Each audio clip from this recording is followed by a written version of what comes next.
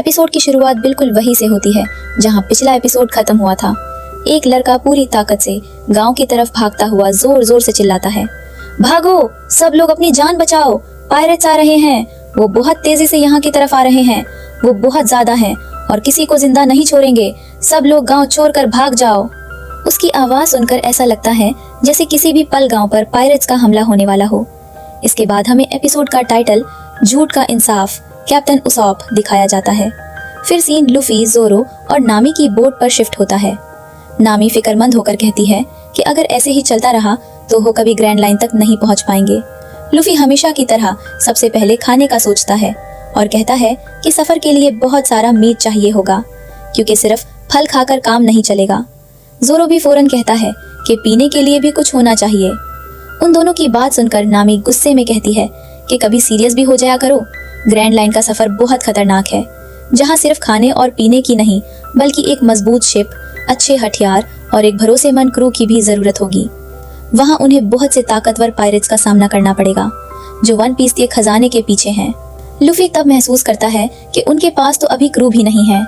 नामी उसकी बात से सहमत होते हुए कहती है कि ना उनके पास ठीक शिप है, ना क्रू और ना ही जरूरी हथियार, इसलिए इस तरह ग्रैंड लाइन तक पहुंचना नामुमकिन है। लेकिन लूफी फिर मजाक में कहता है कि उन्हें एक कुक और एक सिंगर भी चाहिए ताकि सफर बोर ना हो। ये सुनकर जोरो हैरान हो जाता है, जबकि नामी मायूसी से कहती है कि इनसे सीरियस बात करना ही बेकार है। फिर वो बताती है कि साउथ की तरफ एक आइलैंड है जहां शायद बोट ठीक करने का सामान मिल जाए और वो कुछ देर वहां रुक भी सकते हैं। लूफी फौरन खुश होकर बढ़िया खाने की बात करता है और जोरो पीने की, जिस पर नामी फिर उन दोनों को दाद देती है। इसके बाद कहानी दोबारा उस गांव की तरफ आती है जहां वही लड़का फिर से पूरी ताकत से चिल्लाता हुआ भाग रहा होता है, पायरेट्स आ रहे हैं, वो सबको मार देंगे, पूरा गांव लूट लेंगे, हम में से कोई नहीं बचेगा। उसकी बात सुनकर गांव वाले एक बार फिर घबरा जाते हैं, लेकिन अगले ही पल वो लड़का जोर से हंसकर कहता है, मैंने झूठ बोला। ये सुनते ही एक गांव वाला गुस्से में उसके सर पर जोर से मुक्का मारता है, जिससे उसोक को काफी दर्द होता है। इसके बाद सारे गांव वाले उस पर गुस्सा निकलते हुए कहते हैं, झूठे, इस बार तुम नहीं बचोगे, आज तुम्हें अच्छा सबक सिखाएंगे। लेकिन उसोक भी बहुत तेज होता है। वो हंसते हुए सबको चैलेंज करता है, अगर हिम्मत है तो मुझे पकड़कर दिखाओ। इतना कहकर वो भागना शुरू कर देता है और पूरे गांव वाले उसके पीछे दौड़ पड़ते हैं। काफी देर तक भागने के बाद भी कोई उसे पकड़ नहीं पाता। आखिर में गांव वाले थक कर रुक जाते हैं और कहते हैं कि उसोप हर बार किसी न किसी तरह बैचलर भी पहले ही एक ऊंचे दरख्त पर चढ़कर आराम से बैठा होता है। वो मुस्कुरा कर कहता है, एक और मिशन पूरा हुआ। गांव वालों की बोरिंग जिंदगी को मजेदार बनाना भी तो मेरा फर्ज है। तभी उसकी नजर दो बच्चों पर पड़ती है। वो नीचे देखकर कहता है, अरे तुम लोग आ गए, कैसे हो दोस्तों? पेपर और कैरेट खुशी से जवाब देते हैं, कैप्टन उसॉप, आपके बहादुर साथी हाजिर हैं। उसॉप मुस्कुरा कर कहता है, गुड मॉर्निंग पेपर और कैरेट, सिर्फ तुम दोनों ही आए हो? अनियन कहाँ है? इतने में अनियन दूर से बुरी तरह घबराया हुआ भागता हुआ आता है और जोर जोर से चिल्लाता है, पायरेट्स आ रहे हैं, वो हमें मार देंगे, सब कोड लेंगे, जल्दी भागो। पेपर और कैरेट हैरानी से कहते हैं, ये तो अनियन है, लेकिन आज ये इतना डरा हुआ क्यों लग रहा है? अनियन सांस फूलते हुए दोबारा कहता है, मैं सच कह रहा हूँ, पैरेट्स वाकई आ गए हैं। उसो पहले उसकी बात को भी मजाक समझता है और कहता है, बस करो, मजाक बंद करो। लेकिन अनियन मजबूती से जवाब देता है, मैं मजाक नहीं कर रहा। ये सुनकर उसोप का चेहरा भी सीरियस हो जाता है और वो पूछता है, क्या तुम वाकई सच कह रहे हो? अनियन फौरन जवाब देता है, हाँ, मैं बिल्कुल सच कह रहा हूँ। ये बात सुनते ही उसोप के कूश उड़ जाते हैं और उसे पहली बार एहसास होता है कि इस बार मामला उसके रोज के झूठ जैसा नहीं, बल्कि असल खतरा उनके गांव के बिल्कुल करीब हो चुका ही। अनियन की बात सुनते ही उसोप का चेहरा एकदम उदास और गारना हुआ हो जाता है। उसके होश उड़ जाते हैं और वो घबरा कर फौरन बहाना बनाते हुए कहता है, मुझे अभी जाना होगा, मुझे बहुत जोर की भूख लगी है, मैं पहले कुछ खा कर आता हूँ। इतना कहकर वो चुपके से वहाँ से भागने की कोशिश करता है। वो हंसते हुए उसे चिढ़ाते हैं और कहते हैं, कैप्टन, आप तो डरपोक निकले। अपनी इज्जत बचाने के लिए उसोप फौरन एक और बहाना बनाता है और कहता है, ऐसी बात नहीं है, मेरी तबीयत भी ठीक नहीं है अगर मैंने कुछ ना खाया तो मेरी तबीयत और ज्यादा खराब हो जाएगी। लेकिन बच्चे उसकी एक भी बात पर यकीन नहीं करते और उसे याद दिलाते हैं, झूठे कहीं के, तुम तो हमेशा कहते रहते हो कि एक दिन तुम दुनिया के सबसे बहादुर पायरेट बनोगे। अगर दूसरे पायरेट्स का नाम सुनते ही भाग जाओगे तो खुद पायरेट कैसे बनोगे? फिर अनियन उसे बताता है कि उसने दूर समुंदर में जो झंडा देखा था वो बगी द क्लाउन का लग रहा था। बगी का नाम सुनते ही उसोप का डर और भी बढ़ जाता है, क्योंकि वो बगी की ताकत के बारे में सुन चुका होता है। लेकिन अगले ही पल अनियन अपनी बात ठीक करते हुए कहता है, शायद मैंने ठीक से नहीं देखा था। वहां सिर्फ 2 छोटी बोट्स थीं और उनमें सिर्फ 3 लोग ही सावर थे। ये बात सुनते ही उसोप के अंदर दोबारा थोड़ा हौसला आ जाता है। वो सोचता है कि अगर सिर्फ 3 ही लोग हैं तो शायद मामला इतना भी खतरनाक नहीं होगा। बस फिर क्या था, एक ही पल में उसोप का पूरा अंदाज बदल जाता है। वो अपना सीना तान कर खड़ा हो जाता है, चेहरे पर फख्र भरी मुस्कुराहट ले आता है और जोर से ऐलान करता है, ठीक है, तैयार हो जाओ बहादुर उसोप पायरेट्स। अब वक्त आ गया है कि हम अपने गांव की हिफाजत करें। चलो गांव वालों को बचाने चलते हैं। अपने कैप्टन का जोश देखकर पेपर, कैरेट और ऑनियन भी पूरे उत्साह के साथ सैल्यूट करते हुए एक आवाज में चिल्लाते हैं, यस कैप्टन। इस तरह उसोप और उसकी छोटी सी टीम पूरे जोश के साथ गांव की तरफ निकल पड़ती है। हालांकि उसोप के दिल में अभी भी थोड़ा सा डर जरूर होता है। इसके बाद लुफी, जोरो और नामी अपनी बोट से उतरकर आइलैंड पर पहुंच जाते हैं। काफी दिनों तक समुद्र में सफर करने के बाद जमीन पर पैर रखते ही जोरो सुकून की सांस लेता है और कहता है, काफी दिनों बाद जमीन पर चलकर अच्छा लग रहा है। लुफी इधर उधर देखते हुए पूछता है, तुम्हें क्या लगता है यहाँ आसपास कोई गांव होगा? नामी जवाब देती है, हाँ शायद यहाँ कोई छोटा सा गांव हो। लेकिन लुफी को गांव से सिर्फ एक ही चीज याद आती है। वो खुशी से कहता है, मतलब खाना, जरूर यहाँ कहीं ना कहीं मीट मिलेगा। नामी फिर उसे दाते हुए कहती है, क्या तुम हर वक्त सिर्फ खाने के बारे में ही सोचते रहते हो? इतने में जोरो को कुछ अजीब महसूस होता है। वो फौरन होशियार होते हुए कहता है, संभल जाओ, कोई हमें देख रहा है। लुफी भी इधर उधर देखकर जोर से चिल्लाता है, कौन है, बाहर आओ। लेकिन जवाब देने के बजाय छोटे छोटे पत्थर उनकी तरफ तेजी से उड़ते हैं। ये पत्थर गुलेल से चलाए गए होते हैं। एक पत्थर सीधा लुफी को लगता है, लेकिन उसकी रबर बॉडी की वजह से उस पर कोई असर नहीं होता। उल्टा लुफी हंसकर खुश हो जाता है, जबकि नामी गुस्से में कहती है, ये हंसने का वक्त नहीं है।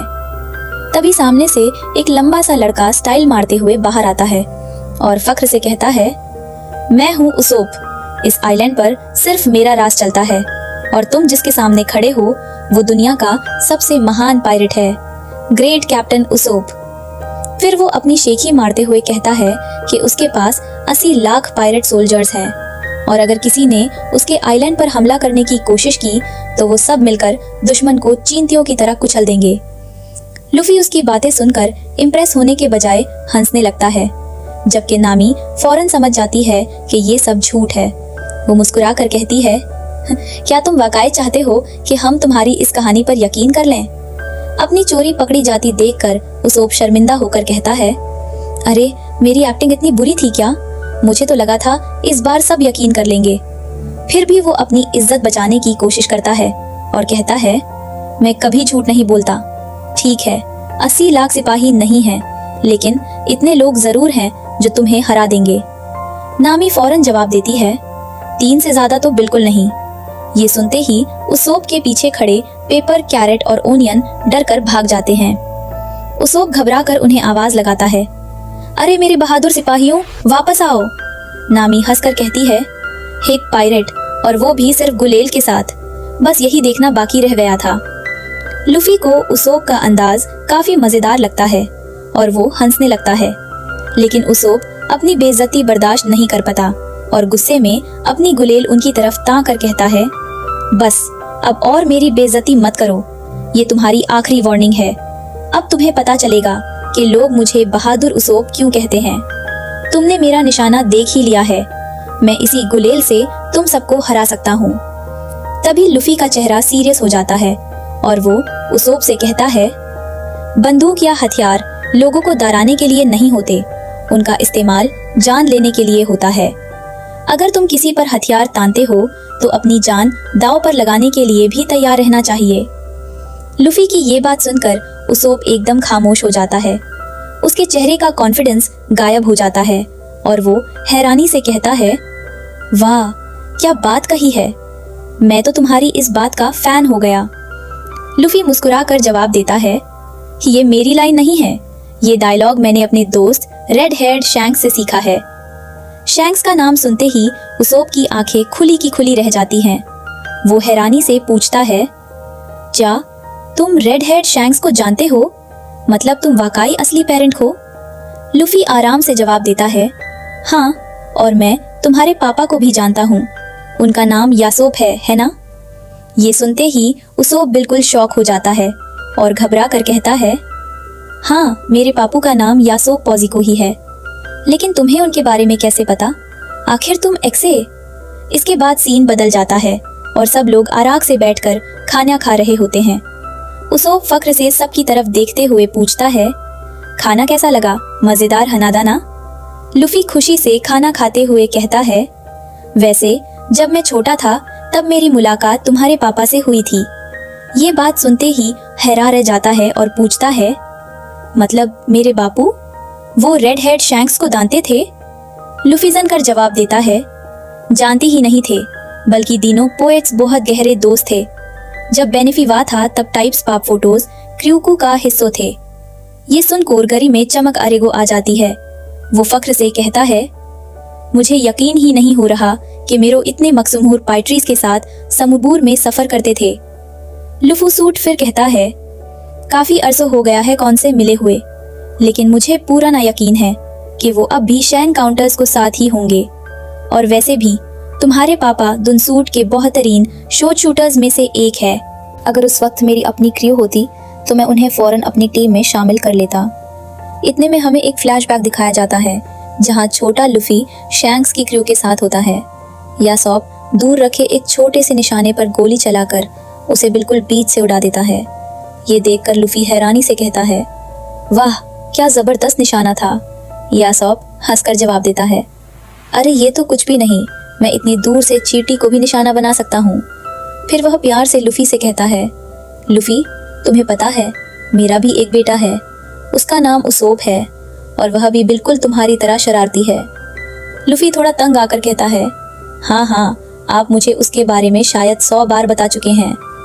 यासोप मुस्कुरा कर कहता है, 100 बार बताया तो क्या हुआ, एक बार और सुन लो। हाँ, तुम नहीं समझ सकते अपने बच्चे से दूर रहना कितना मुश्किल होता है, लेकिन हम पायरेट्स की जिंदगी ही ऐसी होती है। समुंदर ही हमारा घर है और इसी रास्ते को हमें चुनना पड़ता है। फ्लैशबैक खत्म होते ही कहानी दोबारा मौजूदा वक्त में आ जाती है। लुफी हंसकर कहता है कि यासोप जब भी उसोप की बात शुरू करते थे तो रुकते ही नहीं थे, लेकिन एक बात पक्की थी कि वो वाकई एक महान पायरेट और लाजवाब शार्प शूटर थे। ये सब सुनकर उसोप की आंखों में खुशी और फख्र साफ नजर आता है।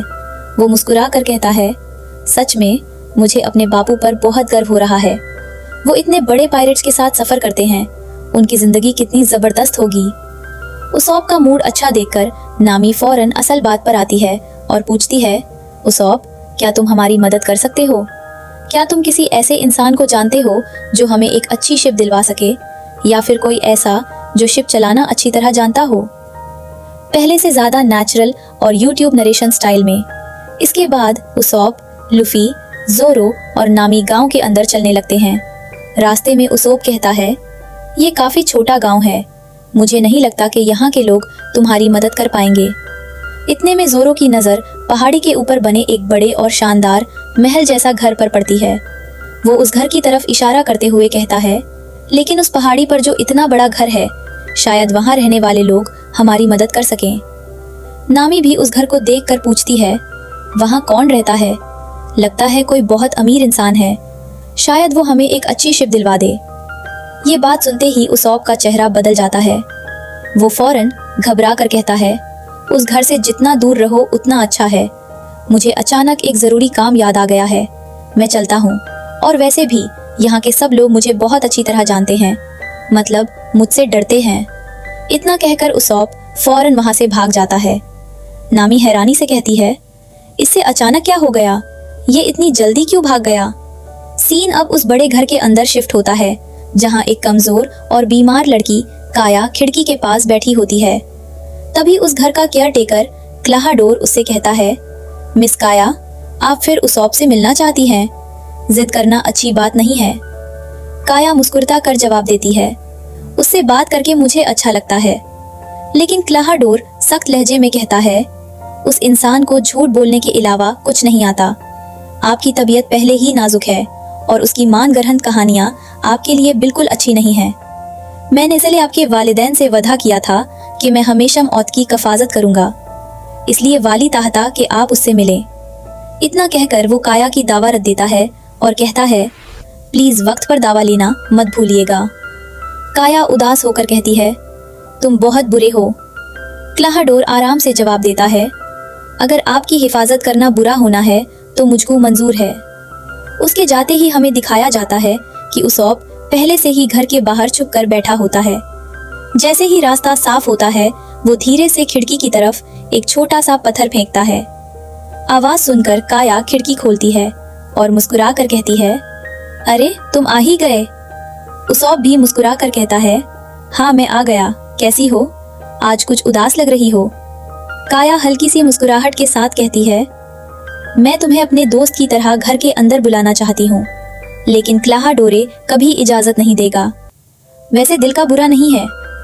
उसौप हमेशा की तरह मजाकिया अंदाज में जवाब देता है, कोई बात नहीं, मैं समंदर का बहादुर योद्धा हूँ। खुला आसमान और समंदर ही मेरा असली घर है। इन चार दीवारों के अंदर रह के मेरा दग घुट जाएगा। काया हंस पड़ती है और पूछती है, अच्छा बताओ, आज कौन सी नई एडवेंचर स्टोरी सुनाने वाले हो? उसौप थोड़ी देर सोचने का नाटक करता है और फिर कहता है, आज मैं तुम्हें साउथ पोल की कहानी सुनाता हूँ। जब मैं सिर्फ 5 साल का था तब मेरी लड़ाई एक बहुत ही बड़ी गोल्ड फिश से हुई थी। काया हैरानी से पूछती है, एक गोल्ड फिश? उसौप फोरा अपनी कहानी को और बड़ा चढ़ाकर कहता है, हाँ, इतनी बड़ी गोल्ड फिश के उसका मल भी मुझे एक पूरा आइलैंड लगा। मैं उस पर उतर गया और मुझे लगा कि मैं किसी असली आइलैंड पर आ गया हूँ। ये अजीब सी कहानी सुनकर काया जोर जोर से हंसने लगती है और उसौप भी उसके साथ हंस पड़ता है। इसी दौरान बाहर पेपर, कैरेट और अनियन लुफी, जोरो और नामी को देखकर घबरा जाते हैं।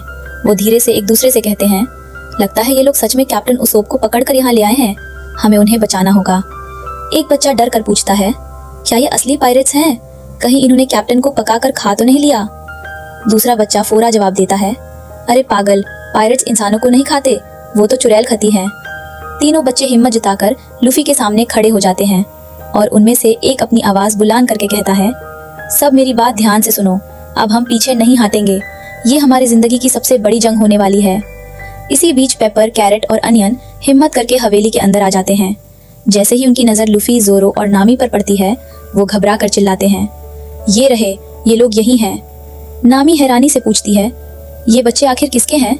तीनों बच्चे फौरन लुफी के सामने खड़े होकर गुस्से में कहते हैं, कैप्टन उसौप यहाँ नहीं है। बताओ, तुम गंदे पायरेट्स, तुमने कैप्टन उसौप के साथ क्या किया?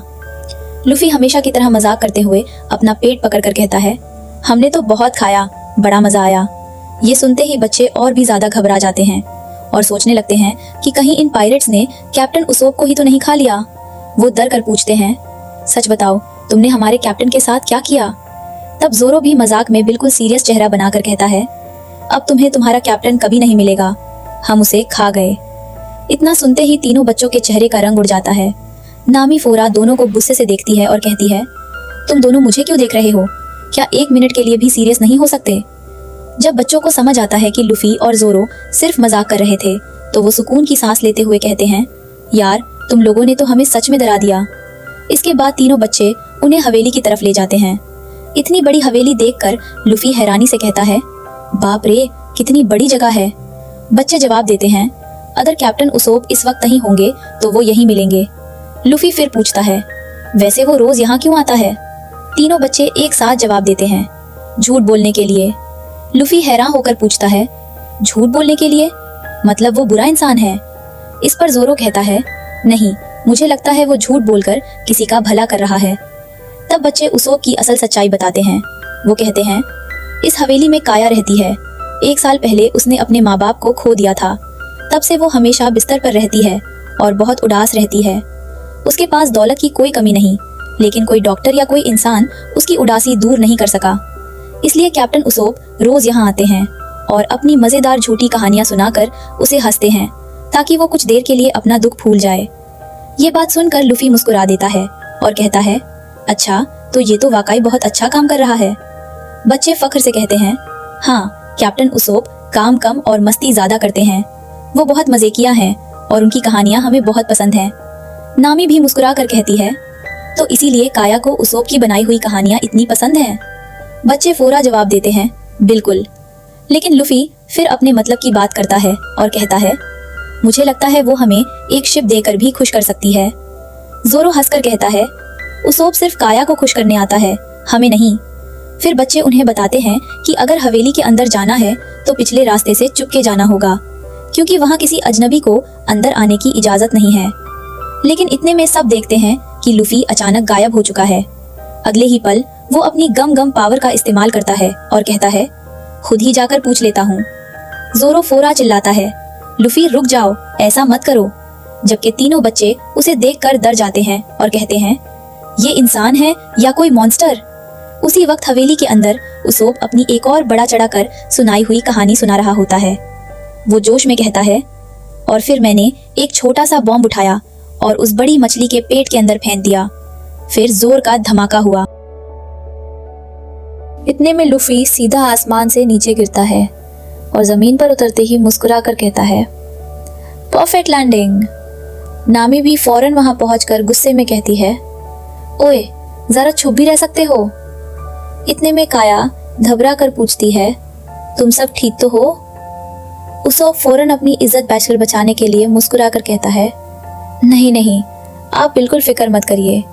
मेरे साथ तो रोज ऐसी अजीब चीजें होती रहती हैं। ये लोग तो बस मेरी क्रू ज्वाइन करना चाहते हैं। लेकिन लूफी फौरन उसकी बात काट देता है और कहता है, नहीं, मैं यहाँ तुमसे बात करने आया हूँ। मुझे तुमसे एक जरूरी चीज मांगनी है। क्या हैरानी से पूछती है, मुझसे क्या चाहिए तुम्हें? लूफी बिल्कुल मासूमियत से जवाब देता है, मैं सोच रहा था अगर तुम हमें एक शिप दे दो।